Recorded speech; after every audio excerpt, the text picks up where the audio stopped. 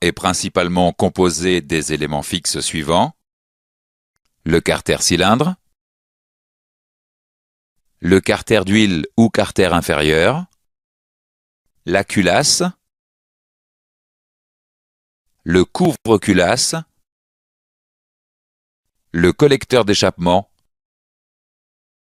et le collecteur d'admission. Voyons en détail le carter cylindre. Le rôle du carter cylindre est de résister à la combustion des gaz et d'évacuer la chaleur. Le carter cylindre est composé de cylindres balayés par les pistons et de canalisations de refroidissement et de graissage qui évacuent la chaleur et assurent la lubrification des éléments mobiles. Les carters cylindres ont longtemps été emboutis ou chemisés, mais sont aujourd'hui usinés. Les carters cylindres sont principalement en fonte et parfois en alliage léger. Le carter d'huile, ou carter inférieur, est fixé sur le carter cylindre et contient l'huile moteur. Le carter d'huile est parfois équipé d'ailettes qui accélèrent le refroidissement de l'huile moteur. Le carter d'huile est équipé d'un bouchon de vidange, aimanté ou non. Lorsque le bouchon de vidange est aimanté, il retient les particules de métal. Le carter d'huile est en tôle ou en alliage léger. Le rôle de la culasse est notamment d'évacuer une partie de la chaleur de la combustion des gaz. La culasse coiffe le carter cylindre et est équipée des soupapes et des arbres à cames. La culasse est constituée des éléments suivants: des chambres de combustion dans lesquelles se trouvent les bougies de préchauffage ou d'allumage, des orifices d'admission des gaz frais, des orifices d'échappement des gaz brûlés et un réseau de conduits de refroidissement qui communique avec le carter cylindre. Les culasses sont généralement en alliage léger. Le joint de culasse est situé entre le carter cylindre et la culasse. Le rôle du joint de culasse est d'assurer l'étanchéité entre les éléments suivants: les gaz de combustion et le liquide de refroidissement, les gaz de combustion et l'huile moteur et le liquide de refroidissement. Le couvre-culasse est fixé sur la culasse et remplit la fonction de carter d'huile supérieur du moteur. Le couvre-culasse comprend un bouchon de remplissage d'huile moteur et sur certains moteurs, les bobines d'allumage et les bougies. Sur certains moteurs, le couvre-culasse participe au positionnement des arbres à cames.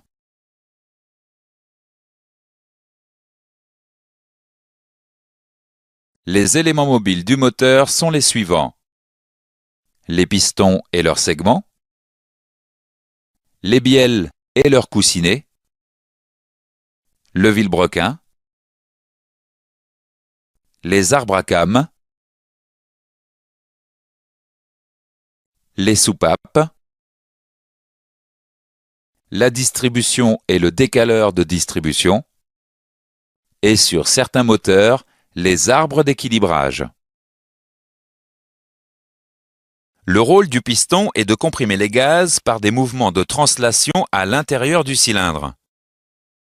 Le piston est composé des éléments suivants: une tête de forme cylindrique de diamètre légèrement inférieur à celui du cylindre, une jupe qui permet son guidage dans le cylindre, un axe en acier traité pour résister aux efforts de flexion qui assurent la liaison avec la bielle, le piston émoulé, parfois en fonte mais généralement en alliage léger.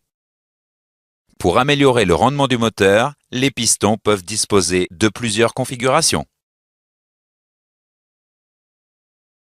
Le piston comporte 3 types de segments qui sont des anneaux circulaires en fonte douce, parfois en acier, et pourvus d'une fente qui leur donne une certaine élasticité. Le segment pare-feu empêche le passage des flammes vers le carter d'huile. Le segment d'étanchéité assure le maintien de la compression des gaz. Et le segment racleur d'huile empêche les remontées d'huile vers les chambres de combustion. La bielle transmet l'effort de poussée du piston au vilebrequin. La bielle transforme le mouvement de translation du piston en mouvement circulaire continu du vilebrequin. La bielle, en acier forgé à très haute résistance, est composée des éléments suivants. Un pied de bielle articulé au piston par l'intermédiaire de l'axe du piston et une tête de bielle qui tourne autour du vilebrequin est constituée d'un chapeau de bielle démontable. Les deux parties démontables de la tête de bielle sont équipées de coussinets en acier anti-friction qui offrent une meilleure résistance à l'usure. Le vilebrequin transmet l'énergie mécanique à la distribution et à la transmission. Le vilebrequin est un arbre en fonte ou en acier forgé, guidé en rotation dans les paliers fixés sur la partie inférieure du carter cylindre.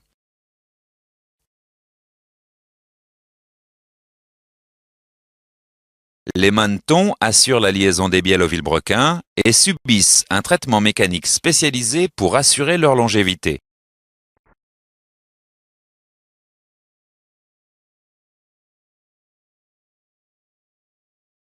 Les tourillons assurent le guidage en rotation.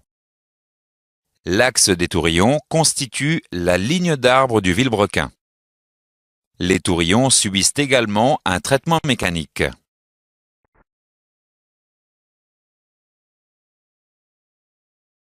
Les canalisations assurent le graissage des paliers des manetons et des tourillons. L'arbre à cames est un arbre comportant les éléments suivants. Des excroissances en acier traité appelées cames et des paliers ayant subi un traitement mécanique pour favoriser leur longévité. L'arbre à cames est monté principalement sur la culasse et parfois sur le couvre-culasse. L'arbre à cames commande l'ouverture et la fermeture des soupapes.